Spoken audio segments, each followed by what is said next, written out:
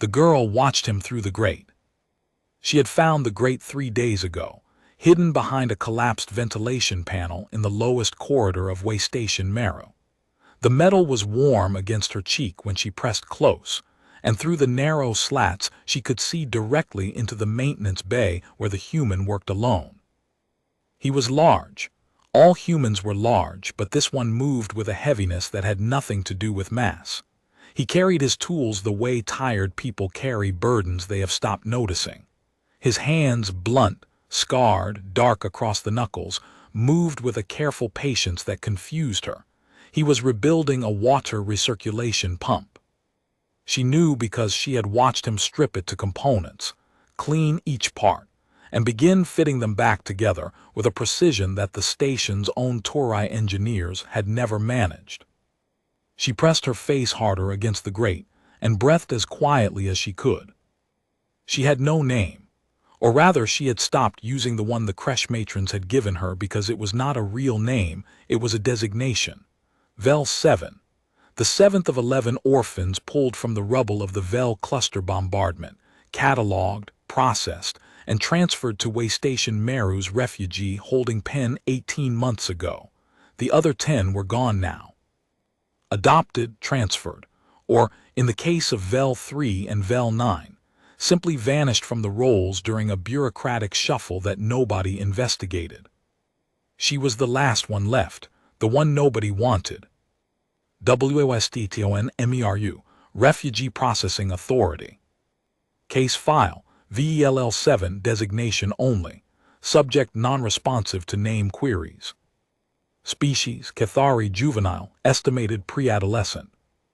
Physical notes, underweight.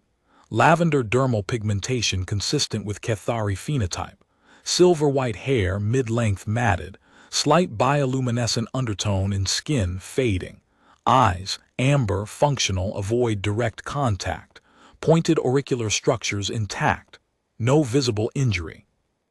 Behavioral notes, nonverbal for 11 months, refuses meals in communal settings, eats only when unobserved. Shows no distress behaviors, see safety note. Cathari juveniles suppress visible distress as survival adaptation. Absence of visible distress does not indicate absence of distress. Sleeps in maintenance corridors rather than assigned berth. Reason unknown. Placement status, unplaced. 15 adoption inquiries over 18 months, all withdrawn after initial meeting. Notes from prospective families range from unresponsive to unsettling. One Torai couple described subject as empty. Recommendation: transfer to long-term juvenile facility on KESK 4. No further adoption attempts recommended. Caseworker: Prensalva, Refugee Processing Authority. Date: Galactic Standard 4471.309. The girl, Vel 7 in the records, nothing to herself, did not know about the recommendation. She knew only that the holding pen had grown quieter as the months passed, that the matrons checked on her less often, and that nobody had asked her a question in so long she sometimes wondered if she had forgotten how to answer. She knew the maintenance corridors better than anyone on the station. She knew which panels were loose, which ducts carried warm air from the reactor housing, which storage rooms had been sealed and forgotten. She had built herself a nest of insulation blankets and discarded packing material in a crawlspace behind the station's secondary water treatment facility. It was warm. It was quiet. Nobody ever came there. And then the human had arrived. His name was Das Malin. She had learned it by reading the work order pinned to the maintenance bay wall, the only reading she did anymore, the only words that entered her world. He had been contracted by the station authority to overhaul the failing water systems. A 6-week job. He had brought his own tools, his own rations, and a single duffel bag that he had not unpacked in the 4 days since his arrival. She watched him now as he fitted a gasket into the pump housing, testing the seal with his thumb. He hummed while he worked. Low, tuneless, a sound she felt more than heard through the grate. It was the first music she had encountered in 18 months that was not the synthetic chime of the matron's schedule alerts. She pressed closer. The grate shifted under her weight, a tiny metallic scrape. Das Malin stopped humming. He did not look up. He did not turn. But his hands paused on the pump, and he was still for 3 full seconds before he resumed working, the hum picking up again as if nothing had interrupted it. The girl pulled back from the grate and held her breath until her chest ached. She returned the next day, and the next. On the 7th day of watching, she found a ration bar sitting on the floor directly beneath the grate. It was unwrapped, set on a clean cloth, positioned with a deliberateness that could not be accidental. The human was across the bay, his back to her, sorting pipe fittings. He did not look at the grate. He did not acknowledge the offering. He simply worked. The girl stared at the ration bar for a long time. Then she reached through the grate. Her wrist was thin enough to fit, and pulled it back through the slats. She ate it in the crawlspace, her back against the warm duct, chewing slowly. It tasted like nothing. It tasted like everything. Personal log, DMALLEN, contract engineer. Day 7, way station Marrow. The station's water recirculation is worse than the bid spec suggested. Half the secondary loop seals are corroded through. The Tori don't maintain anything, they replace it, and when the budget dries up, they just let it rot. Going to need at least 8 weeks, not 6. There's a kid in the walls. Small, I'm guessing Cathari from the skin color, lavenderish, the kind of pale purple you see on sick flowers. She watches me through a maintenance grate in the floor above the bay. Thought it was a station pest at first. Then I saw the eyes, big, amber, careful in a way that no animal is careful.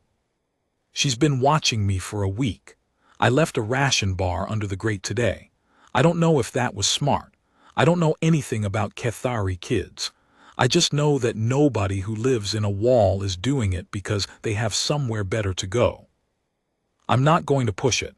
I know what fear looks like when it's been living in a body for so long it's become the body's language. You don't reach into that. You sit near it and you let it decide. She came back. She always came back. On the 9th day, the ration bar was there again.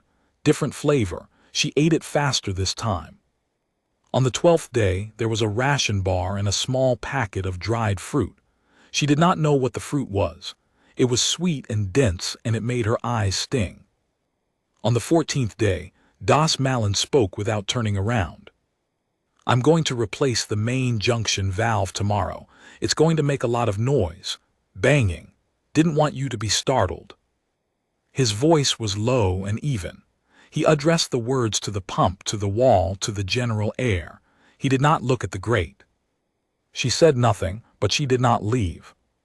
The next day, when the banging started, deep metallic thuds that resonated through the corridors, she stayed in her crawlspace with her hands over her ears and waited. When it stopped, she crept to the grate. There was a ration bar, and a note written on a torn piece of packing material in blocky, careful script. All done, quiet now. Sorry about the racket. She kept the note. WOSTTONMERU, Refugee Processing Authority. Internal memo. From Prince Oliver, caseworker. To Station Administrator Vost Tenek. Ray VLL7, Final Disposition. Administrator Tenek. I am writing to confirm the transfer order for the juvenile Cathari designated VEL 7 to the KESK 4 long-term juvenile facility. Transport is scheduled for GS 4471.33. I want to note for the record that this is not a placement I recommend with enthusiasm. KESK 4 is a holding facility, not a home. Its mandate is containment and minimal care. Juveniles transferred there rarely leave. The statistical outcome for Cathari orphans in long-term institutional care is well documented, and I will not pretend otherwise. However, we have exhausted adoption avenues. The subject is non-verbal, non-cooperative, and shows no bonding capacity. Continued holding at Meru is not sustainable. I have flagged the case for periodic review, though I am realistic about how often those reviews occur. Transfer in 21 days. Prince Saliva. She did not know about the transfer order. What she knew was that, on the 17th day, Das Malin left the maintenance bay door open. Not the main door, the small service hatch at the back, the one that connected to the corridor where her crawlspace was. He propped it open with a wrench and went about his work as if nothing had changed. The girl crouched at the mouth of her crawlspace and stared at the open hatch for an hour. She could see him from here without the grate between them. His back was to her. He was replacing copper tubing, cutting lengths with a hand tool, bending them with the kind of slow accuracy that made her think of the creche matron's hands when they had braided the smaller children's hair. A lifetime ago, before the bombardment, before the designation, before the walls. She did not go through the hatch, not that day. On the 18th day she moved one step closer, on the 19th too. On the 20th day she sat in the open hatchway with her knees pulled to her chest and watched him work from 8 meters away. He did not look at her. He hummed. On the 21st day she was 6 meters away. He set a ration bar on the workbench beside him, not under the grate, not on the floor, but at the bench, where a person would sit. She ate it at the bench while he worked 3 meters to her left. Neither of them spoke. The pump hummed. The station creaked. Somewhere in the upper decks, a cargo handler shouted instructions in Turai. Down here in the maintenance bay, the air was warm and smelled of lubricant and copper. She finished the ration bar. She did not leave. Das Malin set down his pipe cutter, and without looking directly at her, pushed a second ration bar across the bench toward her. "Eat that one slower," he said. "You're too thin." She looked at the ration bar. She looked at his hand, large, scarred, the knuckles dark with old grease. She picked up the bar and ate it slower. Personal log, DMALLEN, contract engineer. Day 22, way station Marrow. She sat at the bench today. Ate 2 ration bars. Didn't say a word, but she didn't run either. She's Cathari, definitely, pointed ears, big amber eyes, silver hair all tangled up. Skinny as a cable tie. The bioluminescence in her skin is nearly gone, which, I looked it up, means prolonged nutritional deficit or sustained emotional withdrawal. In Cathari kids, the glow fades when they stop feeling safe. I have no business getting involved in this. I'm a contract engineer. I fix water systems. I'm here for 8 weeks and then I move to the next station. I don't adopt strays. I don't have a home to take them to. I sleep in maintenance bays across 6 systems, and I own exactly what fits in one duffel bag. But she kept the note, the one about the noise. I saw it folded up in her hand when she came to the bench. She held it the way you hold something that matters. I don't know what I'm going to do. I know what I'm not going to do. I'm not going to close that hatch. The days collapsed into a rhythm. She came to the bench. He worked. She ate. Sometimes he spoke short, practical sentences aimed at the air. The weather system on Deck 4 was broken. The Turai used a copper alloy that corroded in Atmo. The dried fruit was from a planet called Martian, and the trees that grew it had bark the color of rust. She did not answer, but she listened with a stillness that was its own kind of speech, her amber eyes tracking his hands as they worked, her ears, long, delicate, pointed, tilting toward his voice the way signal dishes tilt toward a source. On day 26, he was welding a junction fitting when the torch slipped and the flame licked across his forearm. He hissed, dropped the torch, and gripped his wrist. The burn was shallow, a red stripe across the skin, already blistering. He turned to reach for his first aid kit and found her standing beside him. She was looking at his arm with an expression he could not read, not fear, not concern exactly, but something tight and focused, as if she was solving a problem she had not expected. She reached out and touched the skin beside the burn. Her fingers were cool. A faint light pulsed under her lavender skin, just for a moment, a flicker of the bioluminescence that had been dormant for months. Das Malin went very still. "I'm all right," he said quietly. "It's just a burn, small one." She pulled her hand back. The glow faded, but she did not return to the bench. She stayed beside him, close enough that he could feel the heat of her small body, and watched him bandage the burn with the focus of someone memorizing a procedure they might need to repeat. When he was done, she went back to the bench and sat. He picked up the welding torch. Neither of them remarked on what had happened. But the hatch stayed open, and she came back the next day. WSTATON MERU, Station Administrator's Office. Transcript of exchange, hallway outside admin suite. Recorded by Ambient Security Monitor, GS 4471.326. Participants: Das Malin, Human Contract Engineer, Pren Salvatore, RPA Caseworker. SOLIVA, you wanted to see me about one of the juvenile refugees. MALLEN, the Cathari girl, Vel 7. SOLIVA, you know her designation. MALLEN, I know she's been living in the maintenance corridors for at least 2 months. I know she hasn't been eating in the communal mess. I know nobody's been looking for her. SOLIVA, Mr. Malin, I understand your concern, but the Refugee Processing Authority has.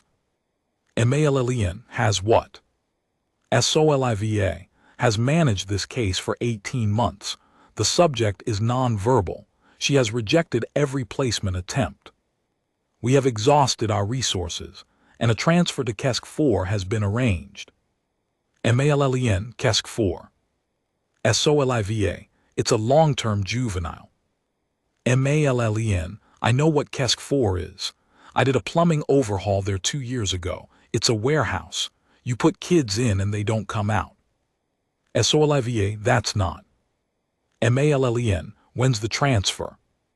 SOLIVA, 4 days. MALLEN, I want to file an adoption inquiry. SOLIVA, pause Mr. Malin, you're a contract worker. You don't have a permanent residence. You don't have. MALLEN, I want to file the inquiry. SOLIVA, 15 families have tried, established families, 2-parent homes, species matched in 3 cases. She won't engage with any of them. She won't speak. She won't. MALLEN, she eats ration bars at my workbench every afternoon. She kept a note I wrote her about pipe noise. She touched my arm when I burned myself yesterday, and for about half a second her skin lit up, which, according to every Cathari reference I could find on the station's database, means she felt safe enough to let it. SOLIVA, pause. MALLEN, I want to file the inquiry. If there's a form, I'll fill it out. If there's a process, I'll follow it. But the transfer doesn't happen while the inquiry is active. That's RPA Regulation 7.4. I read it. SOLIVA, you read the regulations. MALLEN, I read everything. SOLIVA, long pause, I'll send you the forms. She did not know about the forms. She did not know about KESK 4 or the transfer or the conversation in the hallway. What she knew was that on day 28, Das Malin set a second chair at his workbench, a small one, salvaged from a decommissioned crew quarters, with a cushion he had fashioned from packing material and a strip of clean insulation fabric. He put it on her side of the bench and went back to work. She stood in the hatchway and looked at the chair. It was the first object she had seen in 18 months that had been made for her, not assigned to her, not issued, not designated, made. Deliberately, by someone who had measured the height of the bench and the length of her legs and built something that fit. She sat in it. The cushion was soft. The fabric smelled like the clean solvent he used on his tools. Das Malin did not comment. He handed her a pipe fitting and a cleaning brush. "Hold it like this," he said, demonstrating. "Clean the threads, every one. If you miss one, the seal fails." She took the fitting. She cleaned the threads, every one. When she finished, he inspected it, nodded, and handed her another.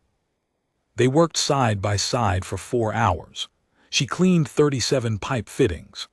At the end of it, her fingers ached and her arms were tired, and she felt something she could not name, something warm and structural, like a floor that would hold weight.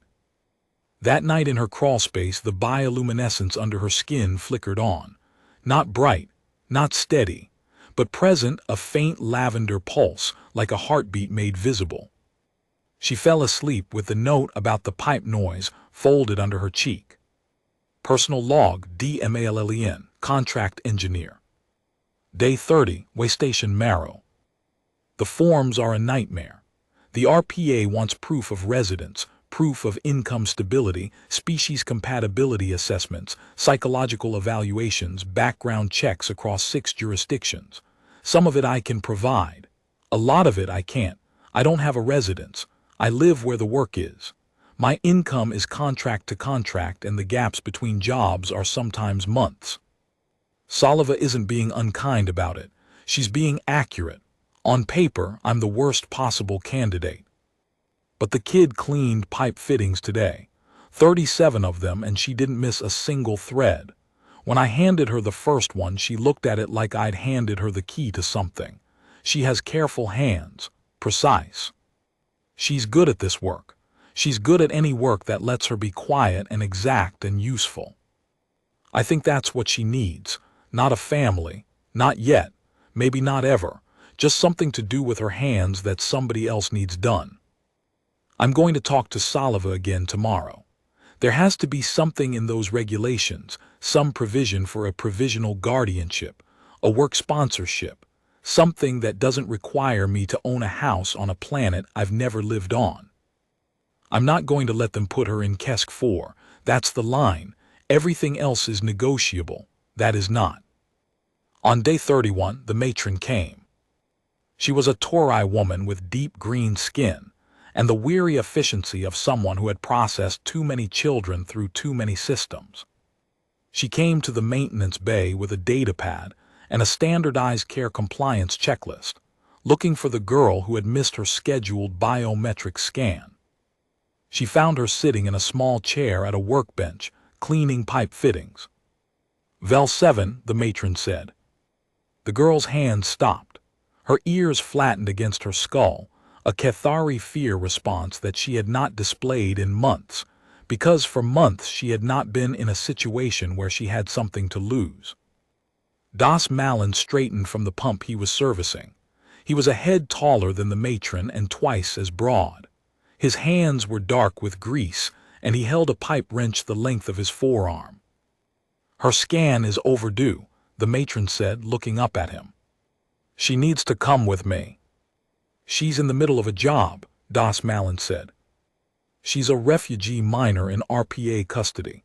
She doesn't have a job. She's cleaned 42 fittings this morning. Every thread, every seal.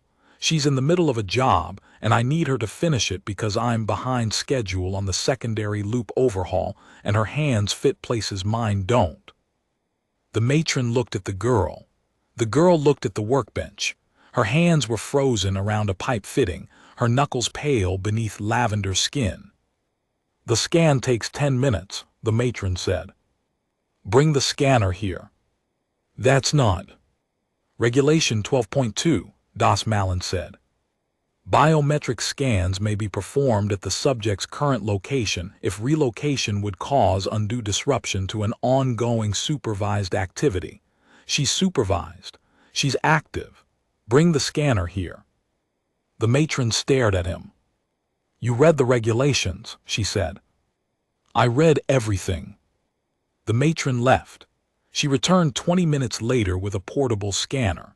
She performed the biometric scan while the girl sat in her chair at the workbench, one hand still holding a pipe fitting, the other resting on the strip of insulation fabric that covered the cushion Das Malin had built for her.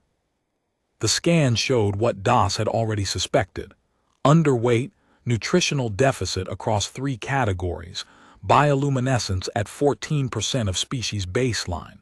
Nothing immediately dangerous. Everything slowly wrong. When the matron left, the girl looked at Das Malin. It was the first time she had looked directly at him, Not at his hands, not at his tools, not at the workbench, but at him. Her amber eyes held something he had not seen in them before, a question she did not have words for. He picked up the next pipe fitting and held it out to her. 43, he said. She took it, she cleaned it. Her ears slowly rose from her skull. WASTTONMERU, Refugee Processing Authority. Field Report, Formal Assessment, Adoption Inquiry AM 447116. Prospective Guardian, Das Malin, Human, Contract Engineer, No Fixed Residence. Subject, Vel 7, Cathari Juvenile, Nonverbal Non-Cooperative, see Prior Assessments. Assessment conducted, GS 4471.333. Summary, I visited the maintenance bay where Mr. Malin is contracted for water system overhaul. The subject was present, seated in a purpose-built chair at the workbench. She was cleaning mechanical components, pipe fittings, valve seats, gasket rings. She worked with steady focus and handled the tools competently. She did not acknowledge my arrival but did not display distressed behaviors. Mr. Malin worked beside her at a distance of approximately 1 meter. He did not direct her. He did not instruct her. He worked on his own components and she worked on hers, and when she completed a piece she placed it in a sorted bin without being asked.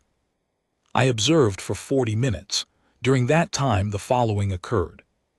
Mr. Malin offered the subject a ration bar. She took it and ate it without interruption to her work. Mr. Malin spoke once. That valve seat goes in the other bin, the small one. The subject moved the piece. No other verbal exchange. At one point, Mr. Malin dropped a small tool.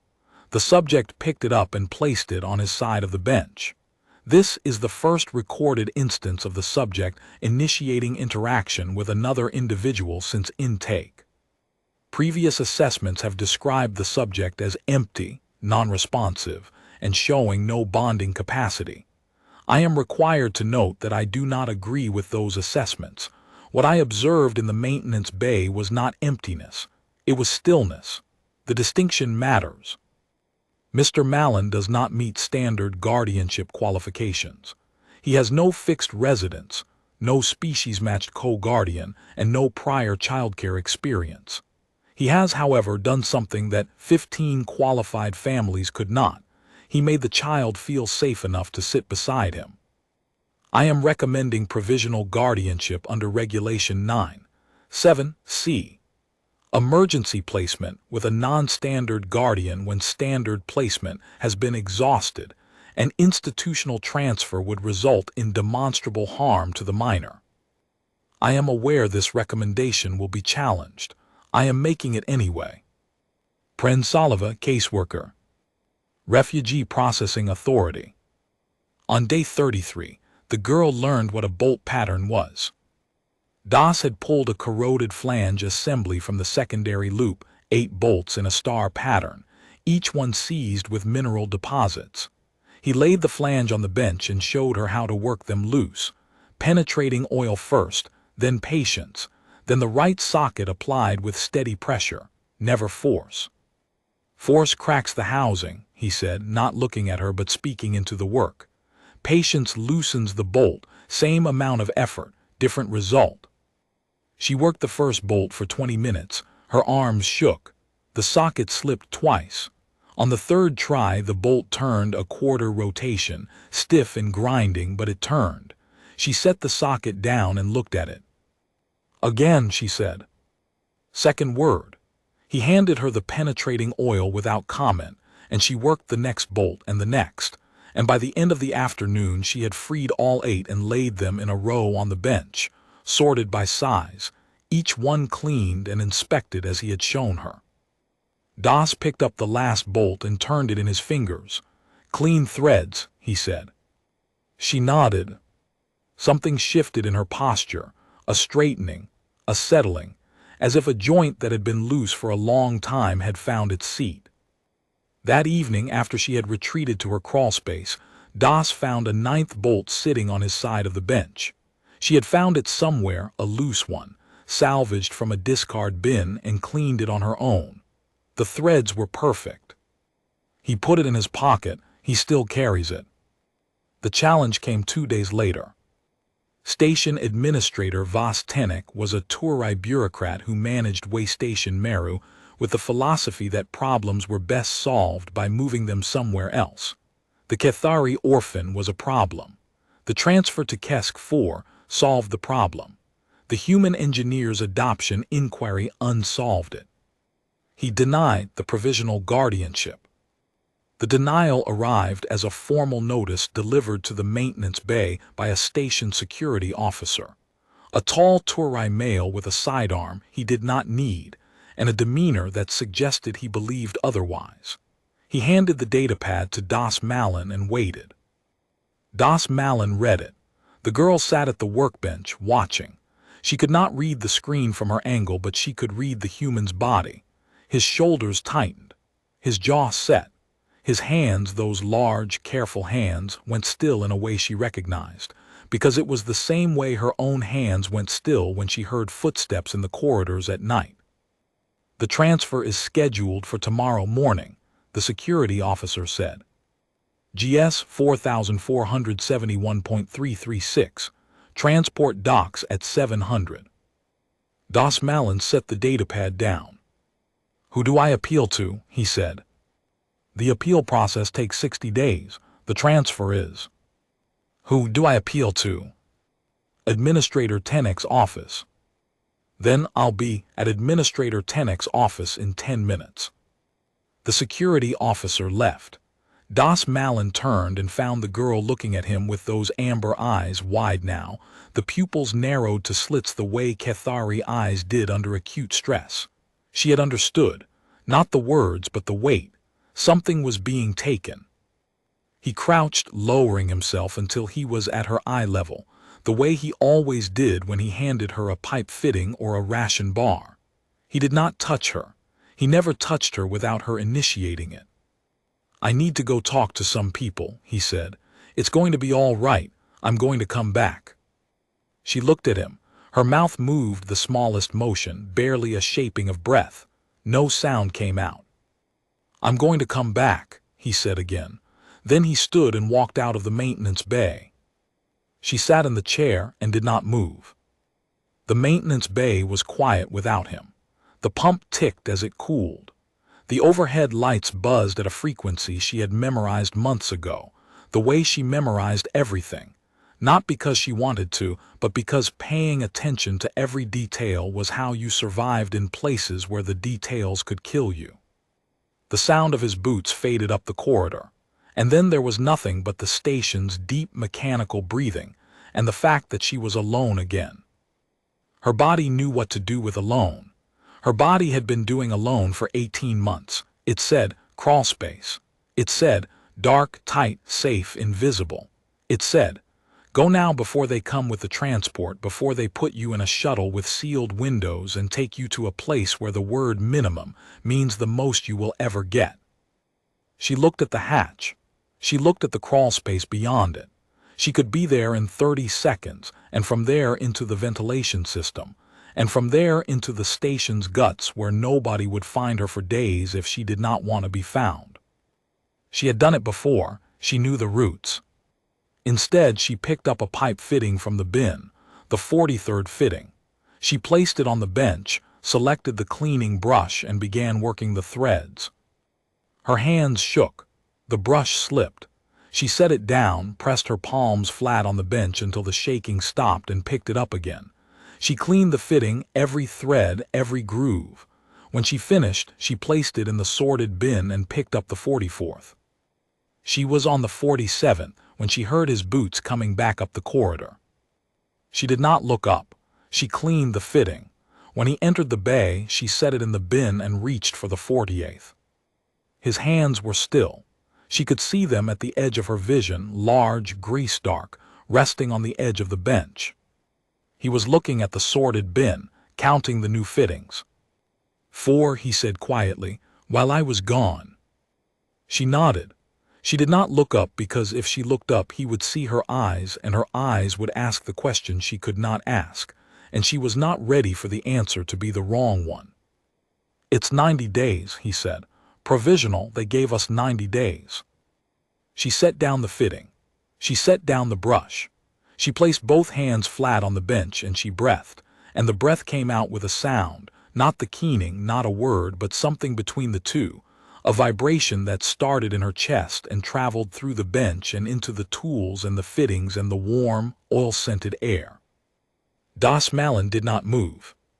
He stood beside the bench and he waited, the way he always waited, the way he had waited at the grate and at the hatch and at the chair, with a patience that was not passive but structural, weight-bearing, the kind that held things up. The vibration stopped. She picked up the 48th fitting. She cleaned it. He picked up his pipe wrench. He went back to work. WSTATON-MERU, Station Administrator's Office. Transcript of Exchange, Administrator's Office. Recorded by Ambient Security Monitor, GS 4471.335. Participants: Das Malin, Human Contract Engineer; Vostenek Turai, Station Administrator; Pren Salva Turai, RPA Caseworker. Entered during exchange. TENNEK, Mr. Malin, I've reviewed the inquiry and I've reviewed Caseworker Salva's recommendation. My decision stands. You don't qualify. MALLEN, under standard qualifications. Salva invoked Regulation 97C. TENNEK, 97C is an emergency provision. This is not an emergency. MALLEN, the child has been living in maintenance corridors for 2 months. She hasn't eaten a supervised meal in longer than that. Her bioluminescence is at 14%. You're about to ship her to a facility with a 9% exit rate for Cathari juveniles. How is this not an emergency? TENNEK, the facility meets minimum care standards. MALLEN, minimum, that's the word you want to use for a child. TENNEK, Mr. Malin, I appreciate your concern, but you're a transient worker. You have no home, you have no family, you have no experience with children. You don't even know this child's name. MALLEN, she doesn't have a name, you gave her a number. TENNEK, pause. MALLEN, you processed 11 children from the Vel cluster bombardment. You gave them numbers. 10 of them are gone from this station. 2 of them are gone from your records entirely and nobody investigated. She's the last one, and your plan is to ship her to a warehouse where the exit rate tells you exactly what's going to happen to her, and you're telling me I don't qualify. Sound of door opening. SOLIVA, Administrator Tenek, I'm sorry to interrupt, but I want to make sure the record reflects that Caseworker Salva is present for this conversation, and that I stand by my recommendation under 9(7)(c). TENNEK, Salva. SOLIVA, the regulation is clear. When standard placement has been exhausted, and 15 families constitute exhausted, an institutional transfer would result in demonstrable harm, and KESC 4 outcomes for Cathari juveniles constitute demonstrable harm. A non-standard guardian may be approved on a provisional basis. The provision exists because the framers of the code understood that sometimes the person who qualifies on paper is not the person who qualifies in practice. TENNEK, and if he leaves, moves on to the next contract. MALLEN, then I take her with me. TENNEK, you'll take a child. MALLEN, across 6 systems if I have to. I've worked on every one of them. I know people. I know where the work is. I know how to keep a kid fed. I've been keeping this one fed for a month with my own ration bars. TENNEK, this isn't how we. MALLEN, this is exactly how you do it. You look at a child who has been alone for 18 months and you find the person she trusts, and you give that person the authority to keep her safe. She trusts me, not because I'm qualified, because I left the door open and I didn't make her walk through it. Silence 11 seconds. TENNEK, provisional, 90-day review. If the child's biometrics don't improve, if there's any indication of MALLEN, they'll improve. TNNEK, 90 days, Mr. Mallon. He came back to the maintenance bay. She was not at the workbench. She was in her crawl space. He could see the faint smudge of lavender in the shadow of the ventilation panel, the gleam of amber eyes watching from the dark. She had retreated. She had heard the security officer. She had understood enough. He sat on the floor outside the crawl space. He did not reach in. He did not call her out. He sat with his back against the warm duct and he spoke to the air. I talked to them, he said. You're not going to Kesk 4. You're going to stay here with me for at least 90 days. After that, I don't know yet. But you're not going anywhere you don't want to go. Silence. The station hummed. A distant cargo handler swore in Turai. I know you don't have a reason to believe me, he said. I know people have told you things before and the things didn't happen. I can't fix that. I can only tell you what I'm going to do and then I'm going to do it. That's how I work. You've watched me long enough to know that. More silence.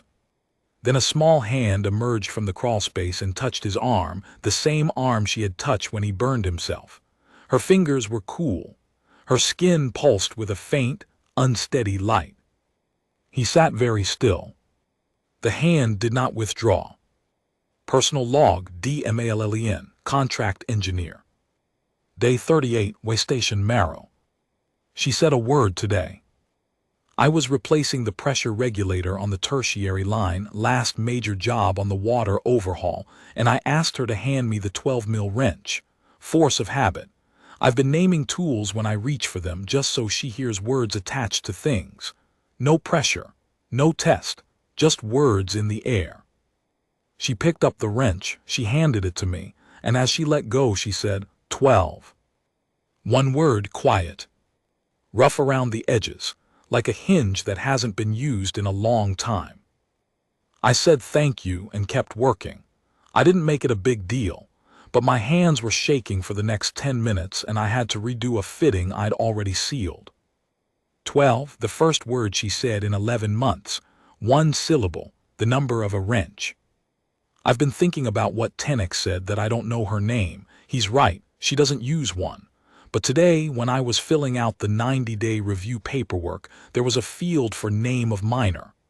I wrote Vel 7 because that's what the records say, and then I crossed it out. I don't know what name she'll choose. I don't know if she'll choose one at all, but I'm not going to call her a number.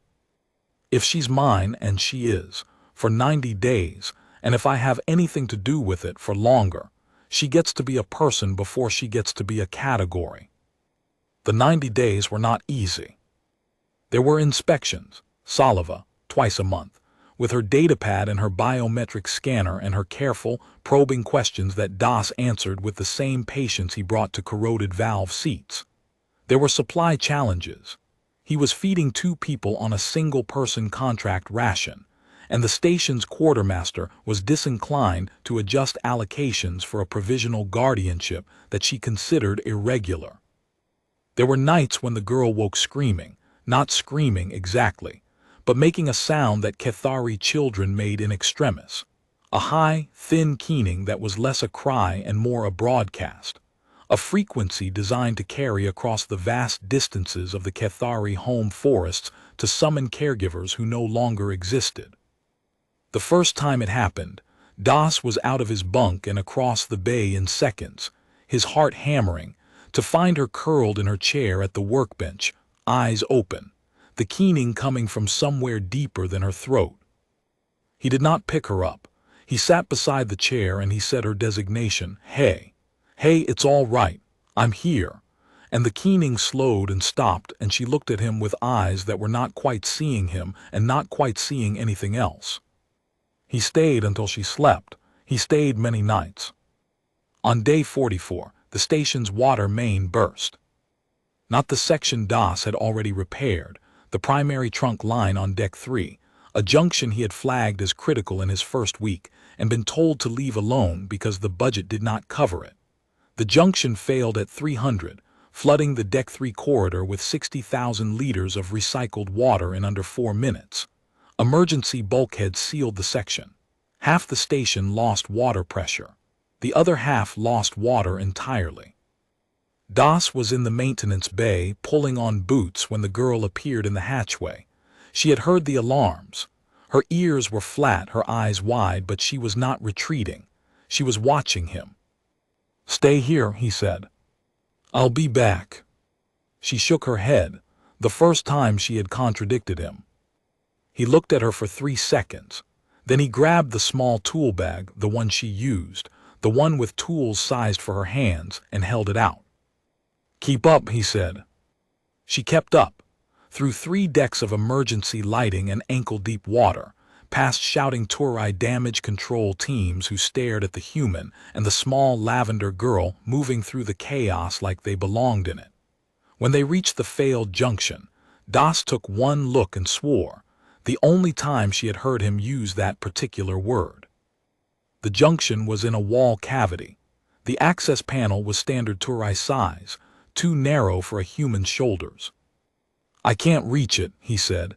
He looked at the panel, he looked at her. "You can." She looked at the cavity. Dark, tight, full of broken pipe and standing water. Everything her body knew about survival told her not to go into small, dark, enclosed spaces. That was where things collapsed, where the bombardment had happened, where Vel 3 and Vel 9 had disappeared into a system that sealed its own gaps. She looked at Das. "I'll talk you through it," he said. "Every step, I'll be right here." She set her jaw, a gesture she had learned from him, though she did not know it, and crawled into the cavity. It took 22 minutes. He talked her through it, which valve to close first, which coupling to release, where to place the emergency clamp.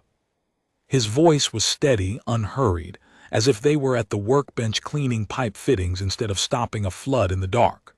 When her hands shook, he told her about the mineral content of the water on Brethkal Station, where his next contract would take him. When the emergency clamp slipped, he told her to breathe, count to 3, and try again. She tried again, the clamp held. She crawled out of the cavity soaked and shaking, her lavender skin streaked with rust-colored residue. The Turai damage control chief was staring at her with an expression that combined bewilderment and reluctant respect. "Who is that?" the chief asked Das. "My engineer," Das said. The girl looked up at him. Water dripped from her silver hair. Her bioluminescence flickered, faint, uncertain, but there, and she held up the emergency clamp tool. "Threads were clean," she said. 3rd word, 4th word, 5th, coming now in clusters, like a system that had been primed and was finally catching flow. The words came slowly after that, but they kept coming. 12 was first, then wrench, then valve, then water, then his name, not Das, not Malin, but an approximation, a Cathari softening of the consonants, Do. She said it when she wanted his attention, when she needed a tool she could not reach, when she woke from the keening and needed to know he was close. By day 60, she had 40 words. By day 75, she had sentences, short, practical, structured like the maintenance logs she read over his shoulder. "Gasket is old, seal needs cleaning, dough hungry." On day 78, Tenek's office sent a second inspector, not Saliva, but a compliance auditor from the regional RPA, a Turai named Dren Kalos who had been called in to review the irregularity of a non-standard guardianship. He arrived in the maintenance bay with a formal expression, and a datapad loaded with assessment criteria that assumed a conventional home, a conventional guardian, and a conventional child. He found none of the 3. The girl was at the workbench, disassembling a pressure relief valve, a job that required sequential removal of 11 components in a specific order, with each component cleaned and cataloged before the next was touched. She worked without instruction, without hesitation, with the focused precision of someone who had found the one thing she was unambiguously good at, and intended to be good at it for as long as anyone let her. Kalos watched for 10 minutes, then he approached the bench. "Vel 7, he said. She did not look up. She removed the next component, cleaned it, placed it in the cataloging tray. I need to ask you some questions, Carlos said. She set down her tool. She looked at him with those amber eyes, steady, unblinking, giving him the same focused attention she gave corroded valve seats. Is the human treating you well? Carlos asked. She looked at the workbench. She looked at the chair. She looked at the 11 components laid out in precise order, each one clean. He showed me how, she said. Carlos glanced at Das, who was standing 6 meters away with his arms folded, not interfering but present, available within reach if she needed him. How to do what? Carlos asked. The girl paused. She picked up the 12th component, the spring-loaded piston that was the heart of the valve, and held it up. How things work, she said. Carlos was quiet for a long time. Then he made a note on his datapad, closed the assessment, and left. His report, filed 2 days later, contained one recommendation: no change to current placement. By day 80, her bioluminescence had risen to 31%. Saliva noted it in her report with the closest thing to warmth that RPA documentation allowed. Subject's bioluminescence trending positive, consistent with sustained felt safety in current placement. Felt safety, a clinical term for a thing that was not clinical at all. It was a chair built to the right height. It was ration bars left without expectation. It was a note about pipe noise, folded and kept. It was a hatch left open and a human who did not make you walk through it. WOSDTONMERU, Refugee Processing Authority. 90-day review, case AM 447116. Subject, Vel 7, provisional guardianship D. Mallon. Biometric summary, weight +4, 2 kg, now within species range for age estimate. Bioluminescence at 31% of baseline, up from 14% at initial assessment. Nutritional deficits resolved in 2 of 3 categories, third trending positive. No injuries, no illness. Behavioral summary. Subject is verbal, limited vocabulary, estimated 80+ words, practical register, functional syntax. She initiates conversation with guardian approximately 3-5 times per hour during work sessions. She has not spoken to any other individual. She maintains the workbench as her primary location. She sleeps in the maintenance bay. Guardian has set up a screened-off sleeping area with appropriate bedding. She eats meals at the workbench, prepared by the guardian from pooled rations. Social note: on day 74, during a routine inspection, the subject addressed the caseworker directly for the first time. She said, "Seal needs cleaning." Third bin. I was standing near the parts bins, and she was correcting my proximity to the sorted components. This is the first recorded interaction between the subject and any individual other than the guardian. Guardian assessment. Mr. Mallon has maintained consistent, non-intrusive care throughout the provisional period. His approach is atypical. He does not structure activities as childcare, but as work, offering the subject tasks within her capability and treating her contribution as genuine and necessary. This appears to be effective. The subject has a sense of purpose, a stable routine, and a visible attachment bond. Recommendation: extend provisional guardianship to permanent guardianship. Waive fixed residence requirement under Regulation 9(7)(c), subsection Roman 3. When the guardian's occupation necessitates mobile residence, and the minor's attachment to the guardian constitutes the primary stability factor. Pren Saliva, caseworker. The permanent guardianship was approved on day 93. Das Mallon received the notification on his datapad while he was elbows deep in the station's primary water main, replacing a corroded manifold that had been leaking for 6 months. The girl was beside him, holding a light steady with both hands, her amber eyes focused on the joint he was welding. He read the notification. He did not react. He finished the weld, checked the seal, and wiped his hands on his work cloth. "Light's good," he said. "You can set it down." She set it down. She looked at him. "We've got the next contract lined up," he said. "Station called Breath Call, out past the Torin Relay. Water treatment overhaul. 6 weeks, maybe 8. It's a mining station, so the water's got a mineral load that'll be interesting to deal with." She looked at him with the steady, careful attention that was her way of asking a question, without asking it. "You're coming," he said, "obviously." She looked at the workbench. She looked at the tools. She looked at the chair he had built for her, with its cushion of packing material and its strip of clean insulation fabric. "Chair," she said. "Comes with us." She nodded a small motion. And then, for the first time in the record of her 18 months at Waystation Meru, for the first time in the memory of anyone who had known her since the bombardment of the Vel cluster, she smiled. It was a small smile, barely there, a slight change in the set of her mouth, a softening around the amber eyes. The bioluminescence under her lavender skin pulsed, not faintly, not uncertainly, but with a steady, warm glow that lit the underside of the workbench and cast soft purple light across the tools and the pipe fittings, and the hands of the human who had left a door open and waited. The week before departure, the matron came for the last time. She brought the standard discharge paperwork, a stack of forms that required signatures, biometric confirmations, and a final inventory of the miner's personal effects. The inventory, for most discharged miners, included clothing, educational materials, medical records, and any personal items accumulated during their stay.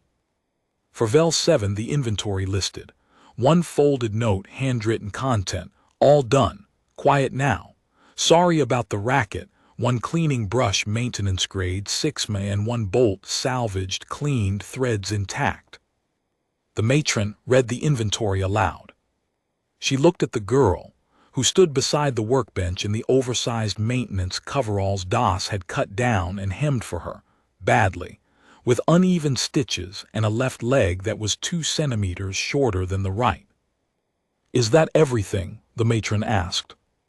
The girl looked at the inventory, she looked at the workbench, she looked at the chair. "Tools," she said. "Tools aren't personal effects." The girl picked up the small tool bag, the one Das had given her on the night of the water main, the one with tools sized for her hands. She held it against her chest. "Mine," she said. The matron looked at Das. Das looked at the matron. "Add them," he said. The matron added them. The inventory now read: 1 folded note, 1 cleaning brush, 1 bolt and 1 maintenance tool bag contents, 12 wrench, 8 socket, needle nose pliers, brush set, flashlight, gasket scraper. The sum total of everything a child had accumulated in 18 months of being alive, and unclaimed on a way station at the edge of map space. The matron signed the discharge. The girl signed it too, the first official document she had ever signed, in careful blocky script, with the hand she used for fine thread work. She signed it Vel 7. Das looked at the signature. He did not say anything, but that evening in the maintenance bay as they packed tools into transport crates, he said, "You know, when we get to Breath Call, you can sign things however you want. You don't have to use the designation." She was wrapping a pressure gauge in packing cloth, moving with the deliberate care she brought to everything. She paused. "What do you sign?" she asked. "Malin D. Malin." She thought about this. She wrapped the gauge. She placed it in the crate. "I'll think about it," she said. On the transport shuttle, 3 hours into the crossing to the Torin Relay, she fell asleep. Not in a crawl space, not curled on a maintenance grate, not wedged into a ventilation shaft. She fell asleep in the passenger seat beside Das Malin, with her head tilted against the armrest and her tool bag in her lap and her skin glowing faintly in the dim cabin light. A soft, steady lavender pulse that made the shuttle pilot glance over his shoulder and then look quickly away, the way people look away from something private. Das pulled his work jacket off and laid it over her. It was enormous on her. It covered her from chin to ankles, the sleeves hanging past the seat. She stirred but did not wake.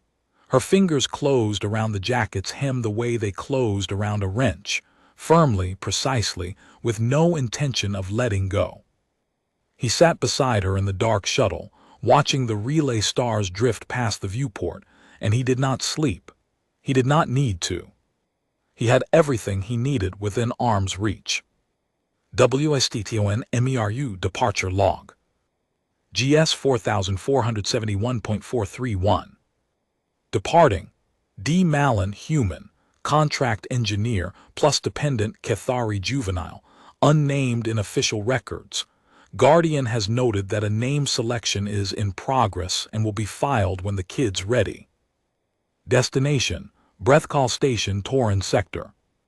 Cargo, engineering tools, personal effects, 1 duffel plus 1 child-sized chair. Notes, Mr. Mallon's contract at Waystation Meru is complete. All water recirculation systems have been overhauled and are functioning within specifications for the first time in 6 years. Quartermaster has noted that the man is the best engineer this station has ever contracted, and the first one who left it working better than he found it. Caseworker Saliva has added a personal note to the departure file, which is irregular but which she has insisted be included. The child picked up a pipe fitting on her first day at the workbench, and she cleaned it like it mattered. It mattered because he made it matter. I have processed 407 refugee cases in my career. This is the first one I will remember. 6 months later, from a maintenance bay on Breathcall Station, a message arrived at the Waystation Meru Refugee Processing Authority. It was addressed to caseworker Prince Saliva. It was handwritten, physically handwritten, on paper, in blocky Cathari script that was careful and precise, and showed the influence of someone who had learned to write by reading maintenance logs. It read, "Dear Caseworker Saliva, Doe says I should write to you because you helped and because writing is practice. The water on Breathcall is very hard. It leaves white deposits on everything. Doe says the mineral content is educational. I say it is annoying. We fixed the primary intake filter last week, and I helped because my hands fit in the housing where his do not. I have a name now. I picked it myself. It is Meru because that is where I stopped being a number. Doe said that was a good reason for a name. My bioluminescence is at 62%. Doe says it looks like a reading lamp and he is going to start charging me for electricity. He is joking. I know this because when he jokes his eyes change and his mouth does a thing that is not quite a smile. I have learned to read his face the way I read pipe threads carefully and in good light. I am not Vel 7 anymore. I am Meru Mallon, which is not a designation. It is a name. It is mine. Thank you for the forms. Meru. Personal log, DMALLEN, contract engineer. Day 224. She wrote Saliva a letter, handwritten, on actual paper. I didn't know we had paper until she found some in a supply crate and asked if she could have it. She signed it Meru Mallon. I didn't ask her to take my name, she just did it.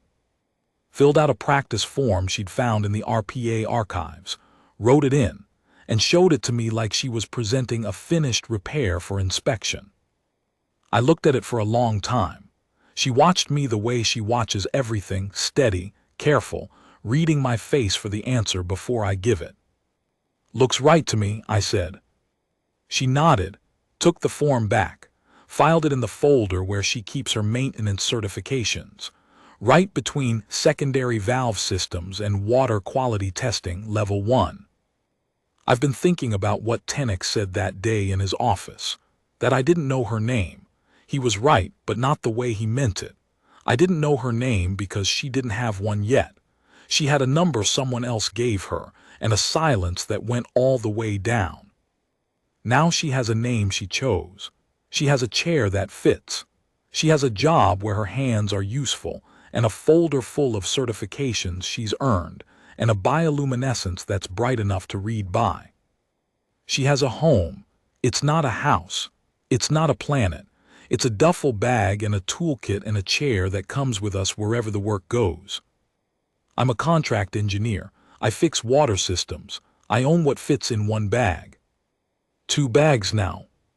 Prince Saliva received the letter on a morning when she was processing 3 new refugee cases and considering, for the 14th time that year, whether she should resign from a job that let too many children fall through gaps that nobody wanted to measure. She read it twice. She placed it in the case file for Vel 7, the last entry in a folder that would now, finally, be closed. Then she opened the file for the next child on her list, and she picked up her datapad, and she began to look for another open door. On breath call station, in a maintenance bay that smelled of mineral scale and copper sealant, a girl with lavender skin and amber eyes sat in a chair that had been built to fit her, cleaning pipe fittings while a human worked beside her in the warm, steady quiet. Her skin glowed. Not faintly, not uncertainly, steady like something that had found its frequency and intended to hold it. Outside the bay, someone, a new station worker, someone who did not know them, paused and looked in through the open hatch. They saw the large human and the small alien girl, working side by side, and they asked the breath call quartermaster who the child was. "Engineer's kid," the quartermaster said, as if it were the most obvious thing in the world. "Malin's girl. She's got the best hands on the station." The worker looked at the girl, the lavender skin, the pointed ears, the silver hair, the glow that lit the underside of the workbench, and then at the human, who was large and scarred and moved with the heaviness of a man who had stopped carrying his burdens alone.